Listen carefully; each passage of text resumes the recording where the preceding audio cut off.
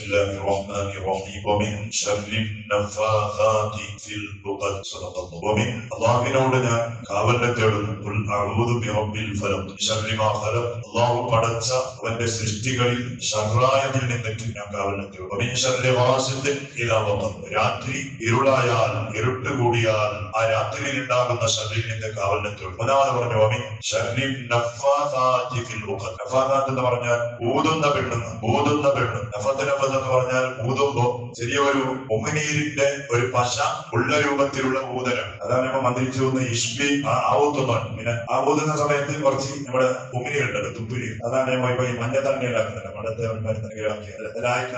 ഇങ്ങനെ ഒരു തുപ്പൽ ഉള്ളായി തുപ്പിനീരൊന്നും വരില്ല, പക്ഷെ ചെറിയ തുപ്പിനീരിന്റെ ഒരു പശ വരും. അപ്പൊ അങ്ങനെ ആ രൂപത്തിൽ ചെറിയൊരു ഉമിനീരിന്റെ ആ ഒരു പശ ഉള്ള രൂപത്തിലുള്ള ഊതുന്നതിനെ കുറിച്ചാണ് നഫത്ത് എന്ന് പറയുന്നത്.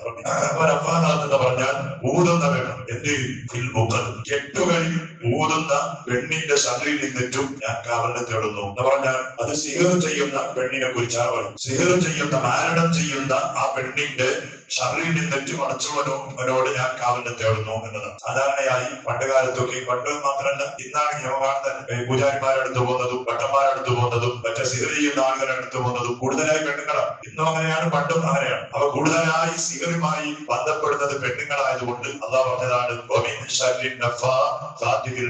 കെട്ടുകളിൽ ഊതുന്ന. കെട്ടെന്ന് പറഞ്ഞാൽ സിഹർ ചെയ്യുമാരുണ്ടാവും, ചിലപ്പോ നൂല് കൊണ്ട് കെട്ടൽ. ഓരോ കെട്ടിൽ ഇങ്ങനെ ഓരോ ശൈത്താന്മാരെ ജപിച്ചുകൊണ്ട് ഊതലാണ്, അതാണ് പറഞ്ഞത്. കെട്ടുകളിൽ ഊതുന്ന പെണ്ണിന്റെ ഷർറിൽ നിന്ന്, അതായത് സിഹർ ചെയ്യുന്ന പെണ്ണിന്റെ ഷർറിൽ നിന്നിട്ട് ഞാൻ അല്ലാഹുവിനോട് കാവലിനെ തേടുന്നു എന്നതാണ് അതിന്റെ അർത്ഥം.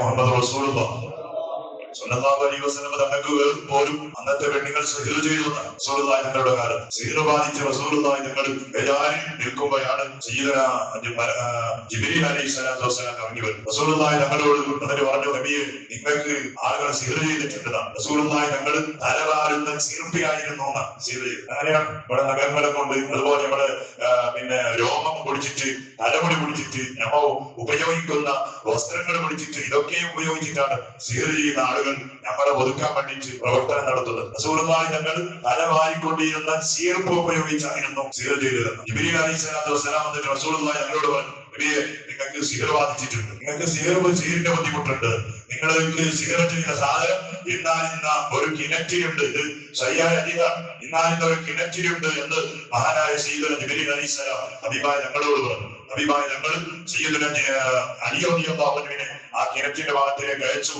എന്നിട്ട് ആ കിണറ്റിൽ നിന്നിട്ട് സിഹർ ചെയ്യപ്പെട്ട ആ ചെറുപ്പ് എടുത്തു മഹാനായ സയ്യിദുനാ ജിബ്രീൽ അലൈഹിസ്സലാത്തു വസ്സലാം ഹബീബായ ഞങ്ങൾക്ക് മന്ത്രിച്ചു കൊടുത്തു. ജിബ്രീൽ അലൈഹിസ്സലാം മന്ത്രിച്ചു കൊടുത്തു. ആർക്ക്?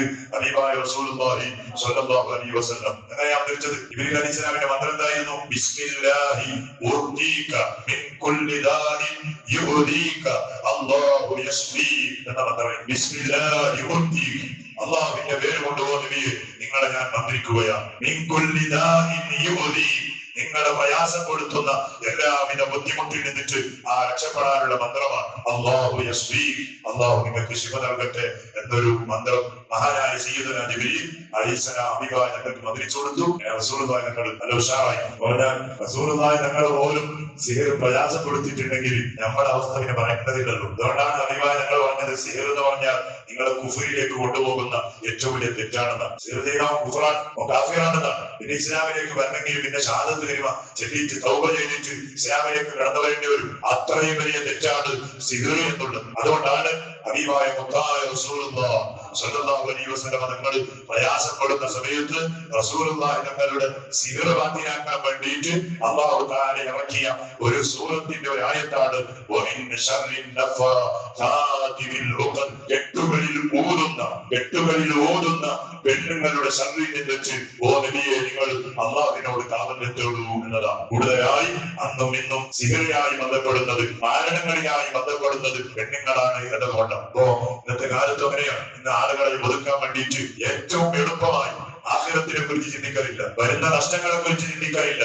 നഷ്ടപ്പെട്ടു പോകുന്ന ഈമാനിന്റെ കാര്യം ചിന്തിക്കാറില്ല. പിന്നെയോ കൈകൊണ്ടടിച്ചാൽ അല്ലെങ്കിൽ മറ്റുള്ള പ്രവർത്തനം ചെയ്താൽ കോടതിയും കേസും മറ്റൊക്കെയും ആകേണ്ടി വരും. പക്ഷേ സിഹർ ചെയ്താൽ അതൊന്നുമില്ല. നമ്മൾ ഉദ്ദേശിക്കുന്ന അയാൾ തനിയെ ശൈത്താനിന്റെ ശബ്ദം കൊണ്ട് അയാൾ നശിച്ചു പോകും. അത് നശിച്ചു പോകുന്നത് കണ്ടിട്ട് ഓനിങ്ങനെ സുഖിക്കും. പക്ഷേ അത് സുഖിക്കുമ്പോൾ അത് ചെയ്യുമ്പോ എന്റെ ഈമാനം നഷ്ടപ്പെട്ടു പോകുന്നു. ഞാൻ നാല് നരകത്തിൽ വീട് അള്ളാഹുവിന്റെ അദാബിൽ ഭയങ്കരമായി ശിക്ഷിക്കപ്പെടും എന്നൊരു ബോധം പോലും ഇല്ലാതെ ഇന്ന് ആളുകൾ ചെയ്യുന്ന പ്രവർത്തനമാണ്. ഒരിക്കലും ആ ഭാഗവുമായി തന്നെ ബന്ധപ്പെടാൻ പാടില്ലാത്തത്. സിഹറുമായി ബന്ധപ്പെടാന്ന് പറഞ്ഞാൽ അത് ശൈത്താനിനെ വിശ്വസിക്കലാണ്. ശൈത്താനിന്റെ കുതിർത്ത് അള്ളാഹുവിനേക്കാൾ വലുതാണ് എന്ന് വിശ്വസിക്കാനാണ് സിഹർ എന്ന് പറഞ്ഞാൽ. അതുകൊണ്ടാണ് സിഹർ ചെയ്ത ആള് ഇസ്ലാമിന്റെ തന്നെ പുറത്താണ്. ഇസ്ലാമിന്റെ തന്നെ പുറത്താണ്. ഏറ്റവും വലിയ പാവങ്ങളിൽ നബിമായ ഞങ്ങൾ എണ്ണി പറഞ്ഞ ഒരു പാവമാണ് സിഹർ എന്നുള്ളത്. അതുകൊണ്ട് അതിനെക്കുറിച്ച് ഒരിക്കലും നിസ്കരിക്കുന്ന മനുഷ്യൻ, റമദാൻ വരുമ്പോ സന്തോഷിക്കുന്ന മനുഷ്യൻ ഒരിക്കലും ചിന്തിച്ചു പോകൂല എന്നതാണ്. മുഖ്യനായ മനുഷ്യൻ സിഹറുമായി ബന്ധപ്പെടൂല,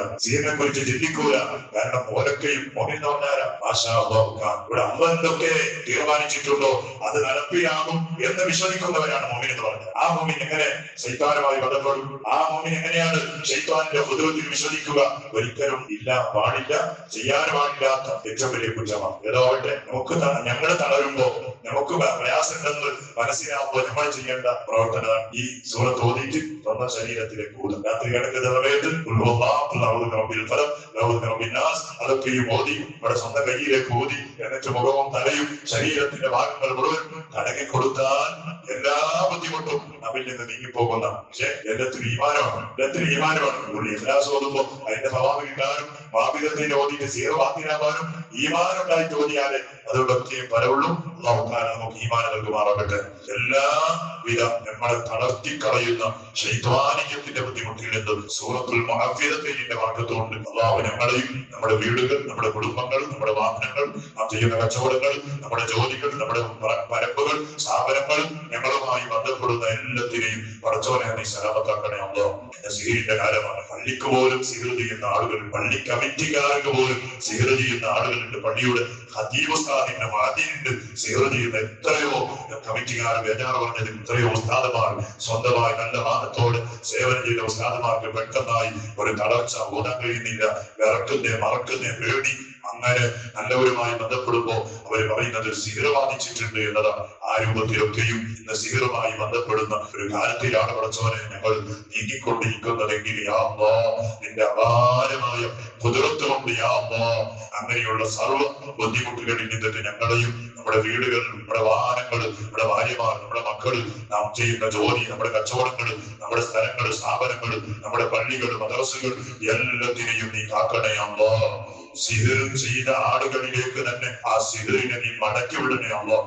കണ്ണേരന്മാരുടെ കണ്ണേർ അവരിലേക്ക് തന്നെ മടക്കി വിടണേ അല്ലാഹ്. ചതിയന്മാരുടെ ചതികൾ അവരിലേക്ക് തന്നെ നീ മടക്കണേ അല്ലാഹ്. എല്ലാവിധ ഷർറുകളിൽ നിന്നിട്ട് ഷർറുടയ നിന്റെ ഖലത്തിന്റെ ഷർറിൽ നിന്ന് പടച്ചവനെ ഞങ്ങൾക്ക് നീ കാവൽ നൽകണേ അല്ലാഹ്. ഞങ്ങൾ പറയപ്പെട്ട ഓരോരുത്തർക്കും നീ സലാമത്ത് നൽകണേ അല്ലാഹ്. പടച്ചവനെ എത്രയോ ആളുകൾ കാലങ്ങളായി സിഹർ ബാധിച്ച് വലിയ പ്രയാസങ്ങളിൽ കഴിയുന്നവരാണ്. ഇവരുടെ സിഹറുകൾ നീ ബാത്തിലാക്കണേ അല്ലാഹ്. കണ്ണേറ് ബാത്തിലാക്കണേ അല്ലാഹ്. ബുദ്ധിമുട്ടുകളും ഇടങ്ങേറുകളും നീ ബാത്തിലാക്കണേ റഹ്മാനെ. അല്ലാഹുവേ ആഫിയത്തോടെ ആരോഗ്യത്തോടെ നിന്റെ പൊരുത്തത്തിലായി ഒരുപാട് കാലം നിനക്ക് വേണ്ടി സുജൂദ് ചെയ്യാൻ, നിനക്ക് വേണ്ടി നോമ്പ് നോക്കാൻ, നിനക്ക് വേണ്ടി റമദാനിനെ വരവേൽക്കാൻ, തറാവീഹ് നിസ്കരിക്കാൻ, രാത്രി പാതിരാത്രി സമയത്ത് പടച്ചവനെ ആത്മാർത്ഥതയോടെ ഈ ഖിയാമുൽ ലൈൽ നിസ്കരിക്കാൻ അല്ലാഹ് റമദാൻ വരുമ്പോ നമ്മുടെ സമ്പത്തിന്റെ വലിയ ഒരു ഭാഗം പാവങ്ങൾക്ക് വേണ്ടി, ദീനിന് വേണ്ടി, പള്ളിക്ക് വേണ്ടി, മദ്രസകൾക്ക് വേണ്ടി കൊടുക്കാൻ റബ്ബേ ഞങ്ങൾക്ക് നീ നല്ല മനസ്സ് താറുണ്ട്. തൗഫീഖ് അല്ലാഹ്. അതിനുള്ള ഹലാലായ സമ്പത്തുകൾ നമ്മുടെ മുന്നിൽ നീ തുറന്നു തരണേ റഹ്മാനെ. എത്രയോ ആളുകൾ കഴിഞ്ഞ റമദാനുകളിൽ ഒരുപാട് കൊല്ലങ്ങൾ നിന്റെ പള്ളിക്ക് വേണ്ടി സഹായിച്ചവരാണ് നമ്മുടെ നാട്ടുകാർ.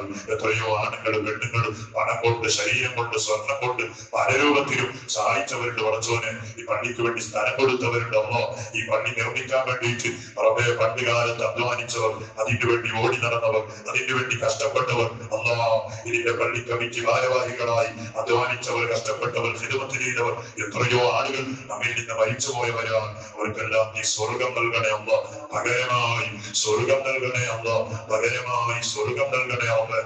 ഇന്നും പ്രവർത്തിച്ചുകൊണ്ടിരിക്കുന്ന കമ്മിറ്റി ഭാരവാഹികളുണ്ട്. ഈ പള്ളിയെ സ്നേഹിക്കുന്ന ആളുകൾ, പള്ളിയുടെ ജമാഅത്തിൽ ഓടി നടന്നവർ, പള്ളിയുടെ ജമാഅത്തിൽ കൃത്യമായി പങ്കെടുക്കുന്നവർ, പള്ളിക്ക് വേണ്ടി സഹായം ചോദിക്കുമ്പോൾ നല്ല മനസ്സോടെ ഇന്നും കൈനീട്ടി തികഞ്ഞ ആളുകളുടെ പടച്ചോനെ എല്ലാവർക്കും നീ വലിയ ബറക്കത്ത് നൽകണേ അല്ലാ, ഖൈർ നൽകണേ അല്ലാ, സന്തോഷം നൽകണേ അല്ലാ. ബിഹഖി സയ്യിദിനാ മുഹമ്മദിൻ സ്വല്ലല്ലാഹു അലൈഹി വസല്ലം. ഹസ്ബനല്ലാഹ് ونعم الوكيل، نعم المولى ونعم النصير.